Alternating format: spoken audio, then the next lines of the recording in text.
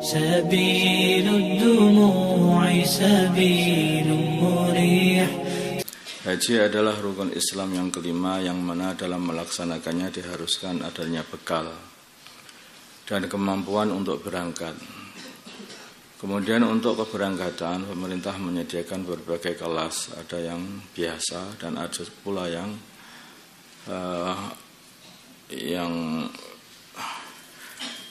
haji plus namanya itu. Maksudnya yang bayarnya lebih mahal.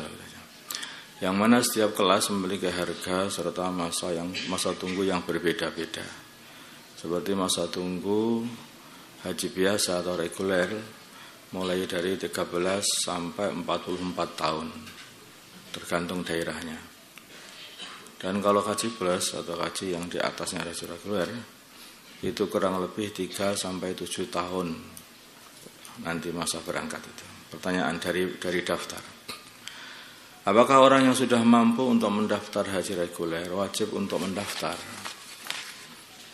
Kedua, kalau seorang sudah mendaftar haji reguler kemudian memiliki biaya lebih, dia punya biaya, apakah wajib untuk mengganti ke haji plus untuk mempercepat berangkat? Ditafsir, jika ia tidak memiliki kelebihan harta, tidak punya biaya yang cukup untuk berangkat dan pulang, akan tetapi hanya cukup untuk daftar saja, maka hukumnya tidak wajib mendaftar. Masalah daftar itu. Kemudian jika ia memiliki kelebihan harta yang cukup, untuk berangkat dan pulang, maka hukumnya ditafsil dulu, dibagi. Jika ketika tahun keberangkatan dikhawatirkan fisiknya sudah lemah, nunggu karena terlalu lama, dia itu sudah tua, maka ia wajib mendaftar sekarang.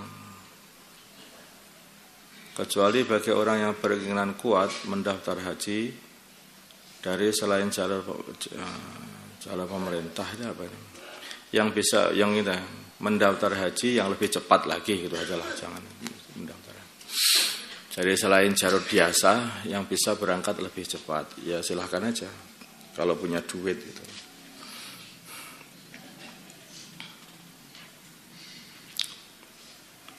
Jika ketika tahun keberangkatan tubuhnya masih kuat, maka mendaftarnya tidak wajib langsung sekarang. Jika tahun keberangkatan tubuhnya masih kuat, maka diperkirakan masih kuat, semuanya diperkirakan ini. Maka mendaftarnya tidak wajib langsung sekarang. Ya kapan-kapan boleh, tahun depan, tahun lain boleh. Kalau diperkirakan takut nanti kalau sudah tahun itu aku sudah tua, gak begitu kuat, itu cepat-cepat berangkat aja sekarang itu, biar gak mundur-mundur lagi. Itu wajib mendaftar. Ini kalau punya uang. Terus kalau sudah daftar reguler, kemudian mempunyai biaya yang lebih lagi, bisa untuk daftar haji plus. Kalau dia khawatir fisiknya akan melemah jika ikut antrian haji reguler saking lamanya nanti 44 tahun yang akan datang, seperti itu, maka ia harus mengganti ke haji plus, sehingga biar nunggunya nggak lama-lama, tidak sampai 44 tahun, hanya 3 tahun atau 7 tahun saja, sehingga pada waktu itu tubuhnya masih kuat, diperkirakan masih kuat. Kalau umurnya 50 tahun, 44 tahun lagi berapa?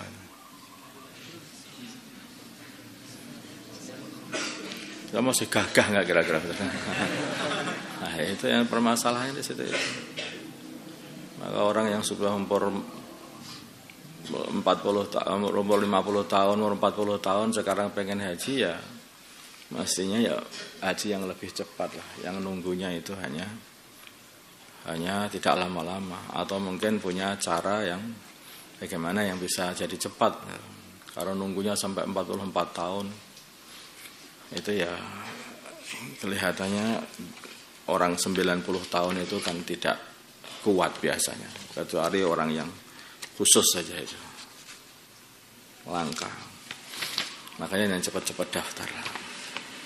Cepat daftar, kalau punya duit kira-kira bisa berangkat pada waktu itu, berangkat dan pulang dan cepat daftar gitu saja. Tapi diperkirakan, ini kalau daftar ini pun juga masih lama, aku sudah tua, nanti nggak bisa berangkat. Ini aja duit lagi, pindah lagi ke Haji Plus saja. Biar apa? Biar nanti haji tubuhnya masih kuat. Kalau masih punya duit. Nah, masalah wakilnya wali, tidak menyebutkan nama orang tua dari mempelai wanita. Ada orang akan menikahkan adiknya, sebut saja adiknya namanya Aisyah. Ia tawakil kepada seorang ustadz untuk menikahkan adiknya. Dalam akad pernikahan si wakil hanya menyebutkan nama wanita. Dalam akad pernikahan si wakil hanya menyebutkan nama wanita tersebut tanpa menyebutkan nama orang tuanya. Contoh saya nikah Aisyah dengan fulan itu saja. Aisyah bintinya enggak ada, binti fulannya enggak ada. Hanya saya nikahkan Aisyah dengan fulan itu saja. Bagaimana, boleh apa enggak seperti itu? Apakah sudah mencukupi padahal dia wakilnya wali? Sebetulnya wakilnya wali itu kan ya sudah orang yang dipasrahi untuk menikahkan oleh walinya. Apakah sudah mencukupi akad ijab yang diucapkan oleh wakil dengan tanpa menyebutkan nama orang tua atau nama wali dari mempelai wanita?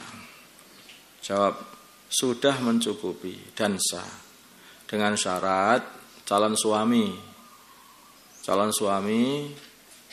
dan wakilnya wali meniatkan bahwa Aisyah yang dimaksud adalah Aisyah itu, bukan Aisyah yang lain. Paham? Aisyah yang banyak itu adiknya si fulan itu adalah Aisyah mempelai wanita yang diwakilkan kepadanya, bukan Aisyah yang lainnya. Kalau sudah sama-sama tahu ya enggak apa-apa. Wakilnya wali itu gak tahu, kemudian calon mempelai laki-laki pun juga sudah tahu, mempelai laki-laki juga sudah tahu. Bukan ditipu. Sana kayak Aisyah kamu, pikirannya ya Aisyah yang itu aku tahu itu cantik. Tahu-tahu loh lah kok beda Aisyahnya. Ini namanya salah paham, itu enggak benar, enggak sah. Tapi kalau yang dimaksud Aisyah itu adalah Aisyah yang sudah difahami oleh si calon suami dan juga difahami oleh wakilnya wali, si ustadz tadi, itu sudah sah dengan masalah. Tentu saja begitu, tidak ada nipu-nipu lah. Masalah taswib ketika azan, sholatu khairum minan naum. Apakah ketika azan subuh yang pertama juga disunahkan mengucapkan as-sholatu khairum minan naum? Jawabnya, ya disunahkan juga.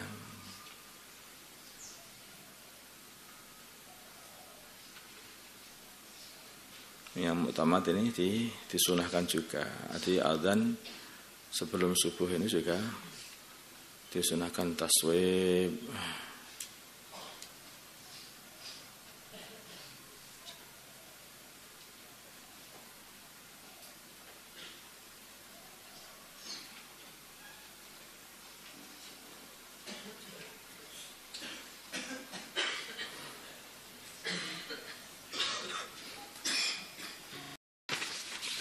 اللهم صل على سيدنا محمد وعلى سيدنا محمد وصلى على سيدنا إبراهيم وعلى آل سيدنا إبراهيم بارك على سيدنا محمد وعلى سيدنا محمد بارك على سيدنا إبراهيم وعلى آل سيدنا إبراهيم اللهم ارحم أمة سيدنا محمد اللهم اغفر لأمة سيدنا محمد اللهم أصلح آله بين قلوب أمة سيدنا محمد اللهم انصر أمة سيدنا محمد اللهم حسبنا سلطانا نصيرا صلى الله على سيدنا محمد النبي الأمي وعلى آله وصحبه وسلم الحمد لله الفاتحة.